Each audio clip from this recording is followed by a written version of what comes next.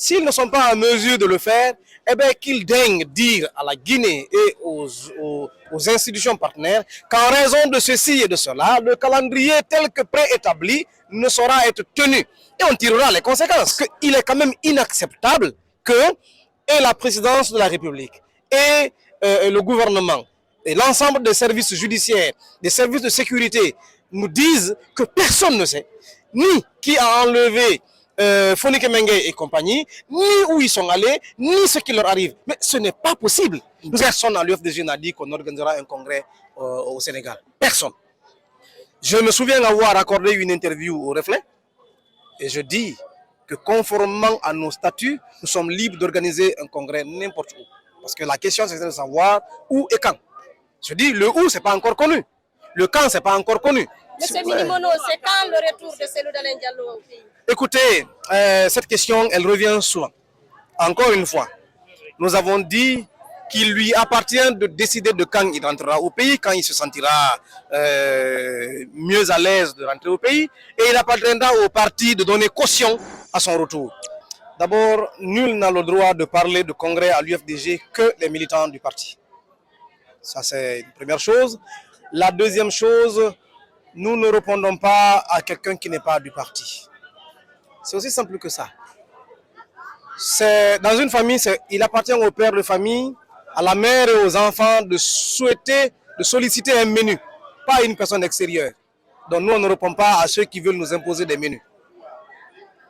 D'accord. Autre question, le sujet qui a été abordé, c'est le retour à l'ordre constitutionnel. Ils ont mentionné les deux porte-parole, celui de la présidence et celui du gouvernement, comme quoi il n'y a pas une date fixe qui a été établie avec la CEDEAO. Certes, le 31 décembre a été mentionné, mais il y a autre chose dedans. Vous savez, ceux qui représentent la République, les dirigeants devraient s'imposer la discipline d'éviter le mensonge. C'est quand même de notoriété publique que les autorités dirigeantes de la Guinée actuelle ont pris des engagements vis-à-vis de la CEDEAO et que cet engagement-là les astreint à organiser des élections en vue de sortir de la transition au plus tard le 31 décembre 2024. Cela est de notoriété publique.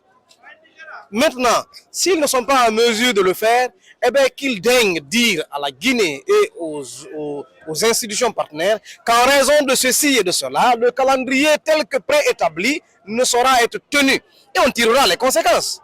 Mais que l'on dise qu'il n'y a pas d'engagement formel entre eux et la CEDEAO quant à la sortie de la transition au soir du 31 décembre 2024, je suis désolé, mais c'est un gros mensonge de la part de ceux qui nous représentent, de la part de ceux qui tiennent l'appareil d'État. Et ça, ce n'est pas étonnant que notre pays soit totalement déliquescent au regard de l'attitude immorale de ces personnes qui nous gouvernent aujourd'hui. Vous avez une idée sur le calendrier du président? Le gouvernement nie systématiquement connaître. Écoutez, on peut comprendre qu'ils cherchent à se dédouaner. Mais dès lors que des personnes ont fait des témoignages, des personnes physiques qui sont ici au pays, la belle-sœur de Fonike Mengue et d'autres personnes qui sont formelles, avoir vu des unités connues de l'armée guinéenne, les forces spéciales, la gendarmerie, vous voyez. Alors dès lors qu'il y a ces témoignages-là et qu'il y a celui-là de Cissé qui est une des victimes, un des enlevés qui a fait des témoignages, je crois que le procureur général devrait pouvoir instruire les différents parquets d'ouvrir des enquêtes au niveau de la gendarmerie, au niveau des forces spéciales et de l'ensemble des corps constitués de l'armée guinéenne pour au moins élucider cette situation. Parce qu'il est quand même inacceptable que et la présidence de la République et le gouvernement et l'ensemble des services judiciaires, des services de sécurité nous disent que personne ne sait ni qui a enlevé Fonike Mengue et compagnie, ni où ils sont allés, ni ce qui leur arrive. Mais ce n'est pas possible. Nous avons quand même suffisamment d'unités. Vous avez aujourd'hui des brigades de recherche au niveau de la gendarmerie nationale, vous avez des brigades criminelles, vous avez la brigade les services d'identification criminelle, vous avez les services divers, n'est-ce pas, à la disposition de la justice pour quand même pouvoir nous élucider des situations de disparition, de kidnapping ou d'enlèvement. On ne peut pas nous dire qu'ils ne savent pas où ils sont, mais ce n'est pas possible.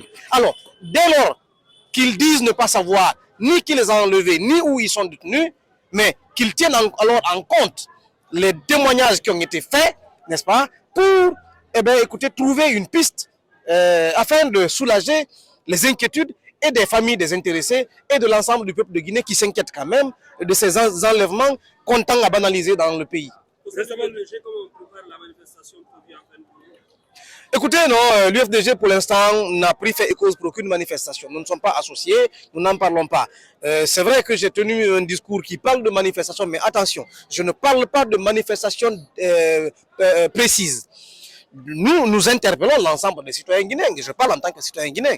Je dis que je ne répondrai pas à l'appel d'un parti politique, pas d'un vice-président ou du président, mais je répondrai en tant que citoyen, n'est-ce pas, à une nécessité d'interpeller les autorités sur ce qui risque d'être un phénomène déclencheur d'une guerre civile qui nous a longtemps hanté. La Guinée a toujours su éviter des situations quand même de cette nature, mais à l'allure où vont les choses, croyez-moi, ce n'est pas un souhait. C'est une prémonition que si rien n'est fait, on n'évitera pas que ce que le Libéria, la Sierra Leone et la Côte d'Ivoire ont connu nous arrive. Récemment, vous avez écrit à l'UFDG, au Premier ministre sur les agissements d'Ousmane Gawa. Est-ce que la Première ministre vous a répondu? Nous avons écrit au Premier ministre sur les agissements de leur porte-parole, du porte-parole du gouvernement. Vous savez, il y a des incompatibilités entre les fonctions de membres du gouvernement et certaines fonctions. Bon, enfin, l'appartenance à un parti politique n'est pas une interdiction à un membre du gouvernement parce que la fonction ministérielle elle-même est éminemment politique.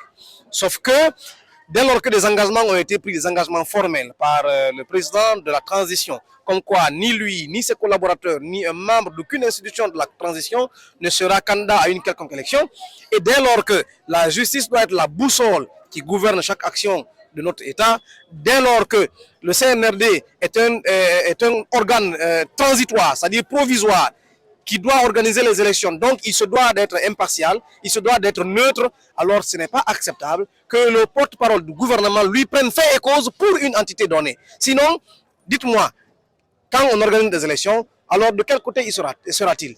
Qui défendra-t-il?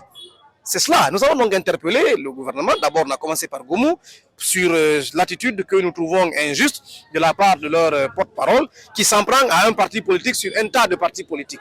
Alors, il était question de le rappeler à l'ordre pour pour éviter non seulement à l'UFDG, n'est-ce pas, certaines réactions qui pourraient être bien entendu jugées, je sais pas moi, comme les gens le voudront, parce que chaque fois qu'il s'agit de l'UFDG, alors on essaie toujours de trouver des instruments de mesure.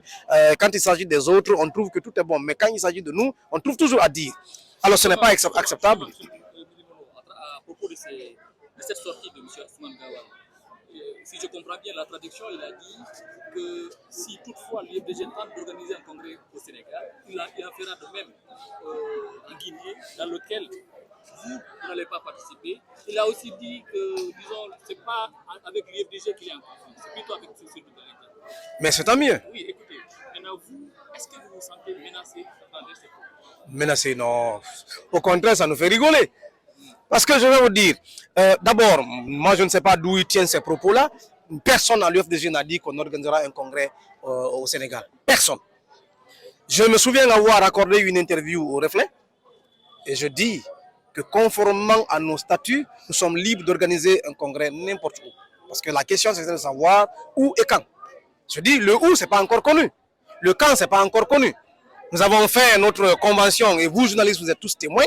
On a fait la convention ici, dans cette salle, le 6 septembre 2020, pour investir le président Cellou Dalein Diallo comme étant notre candidat à l'élection présidentielle de 2020, et pour reconduire de manière tacite les mandats des différentes instances et des responsables dirigeants du parti, du fait que le mandat était échu parce que le dernier congrès datait de 2015, et en 2020, en raison de la Covid, on n'a pas pu tenir le congrès, mais puisque les textes prévoit qu'en cas d'empêchement, le parti peut organiser une convention nationale. On peut organiser une convention nationale qui peut, n'est-ce pas, décider des réaménagements nécessaires. Et ce réaménagement, c'est ce que nous avons fait. Donc les mandats des dirigeants et des instances ont été prorogés et le président Cellou a été désigné comme candidat à la présidentielle. Et ça suite à une consultation large de l'ensemble des structures du parti, de l'intérieur comme de l'extérieur. Vous avez été témoin de ces faits, alors qu'on a de dire que l'UFDG n'a pas fait de congrès et que les mandats sont caducs, mais c'est archi faux. C'est trop osé.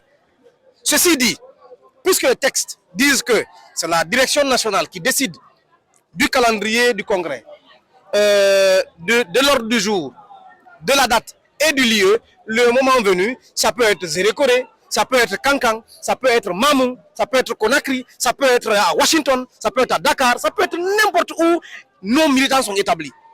Rien ne nous interdit de le faire où on veut. Pour l'instant, il n'a pas été dit que ça soit fait au Luxembourg, on n'a pas dit que ce sera fait au Libéria, on n'a pas dit que ce sera fait à Dakar. Vraiment, ne vous laissez pas disperser par des gens qui n'ont que des chimères à distiller, tout ça pour perturber, pour nous distraire. Vous comprenez? Donc, nous sommes sereins. Nous sommes sereins. Celui qui a un conflit à régler avec celui d'Alain Diallo n'a qu'à le régler. Mais celui, quand on s'en prend au parti, nous saurons répondre le moment venu. Une chose est claire. Une chose est claire. Vous êtes journaliste. Le jour de notre congrès, même vous, journalistes, vous ne recevrez pas, si vous n'avez pas une accréditation que la cellule de com vous délivrera, vous n'aurez pas accès à la salle. À plus forte raison, un individu, quelconque qui voudra s'inviter sans avoir été invité, eh bien, il sera traité comme un intrus simplement. C'est quand le retour de celui d'Alain Diallo?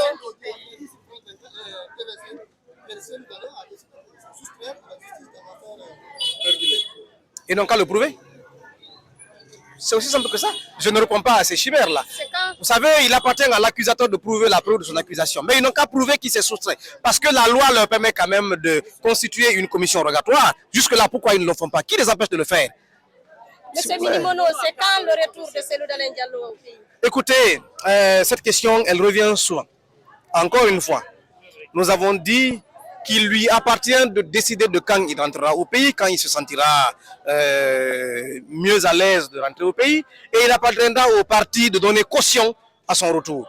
Et ça, tant que nous n'aurons pas décidé, ça n'arrivera pas. Et le jour où on le décidera, vous le saurez, ça ne sera pas en catimini, vous le saurez de manière solennelle.